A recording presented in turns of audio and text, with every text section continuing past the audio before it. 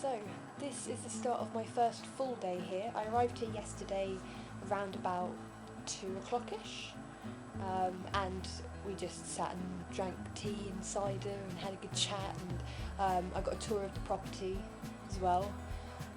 Loads of animals here, so I'm really excited to get back working with animals again.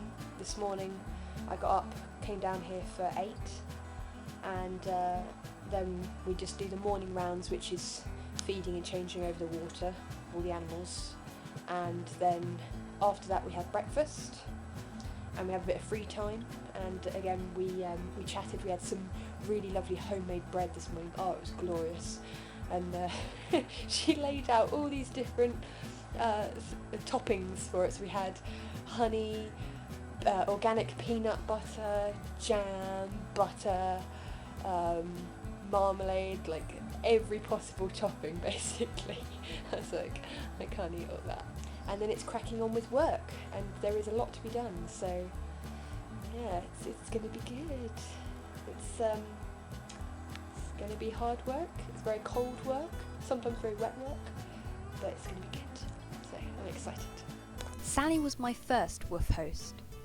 Born and bred in England like myself, she now lived in Ireland and was every bit the country lover. She wore a practical rainproof hat, lots of warm layers and wellies.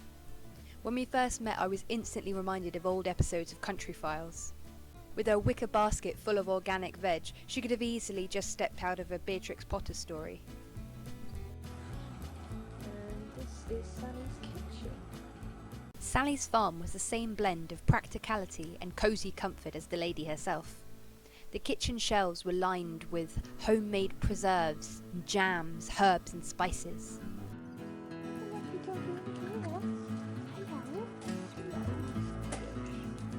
And of course there were animals in just about every corner of the property.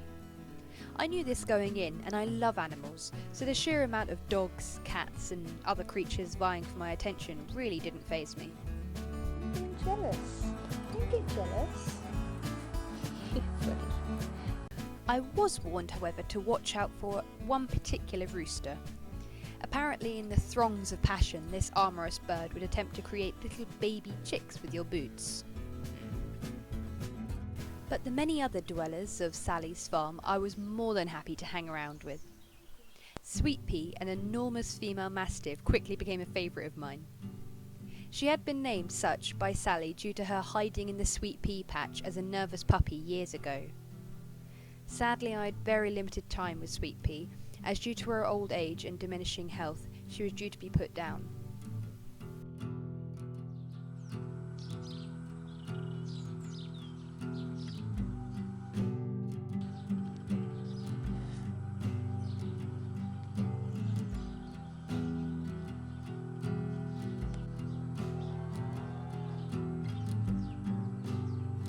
This is our heifer. You are beautiful, aren't you? You know you are. Can't take a compliment.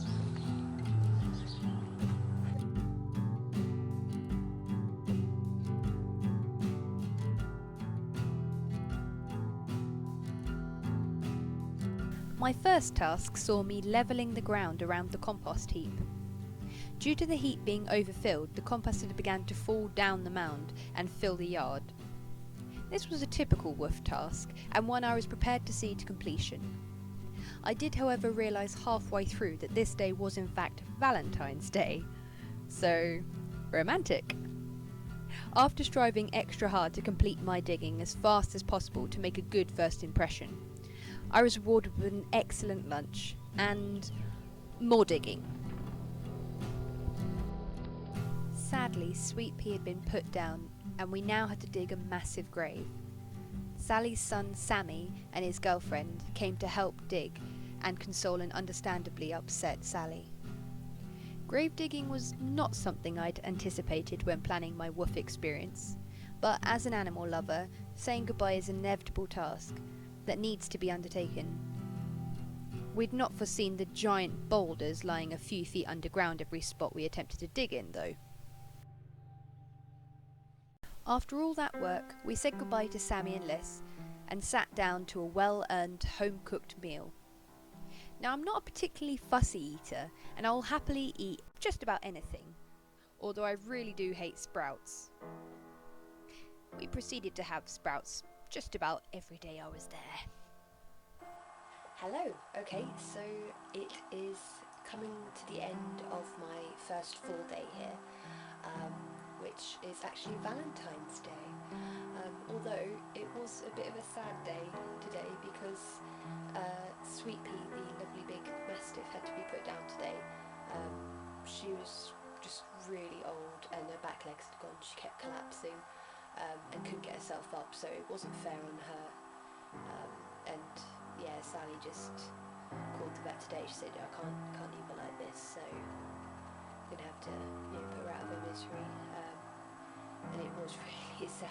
I was like, I've only just met this dog, but she was such a sweetheart. But we actually spent a good portion of the day burying her. We dug a grave, which unfortunately was riddled with massive boulders. We didn't know that. Not something I expected to be doing at all, but it's necessary and it's part of life as well.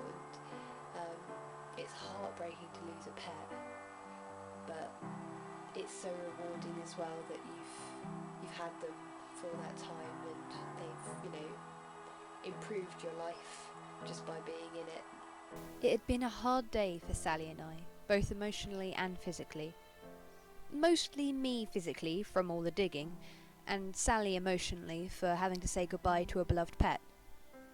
But that night we bonded over a love of travel writers and documentaries, and a fair bit of cider. So even though my first full day had been tinged with a very sad death, I felt like it had broken the ice between Sally and I, and knowing that I'd helped her even just a little bit during a very difficult time made me feel I'd accomplished far more than just neatening up a compost heap, which was of course spotless once I was done with it. Well, spotless for a compost heap, you know.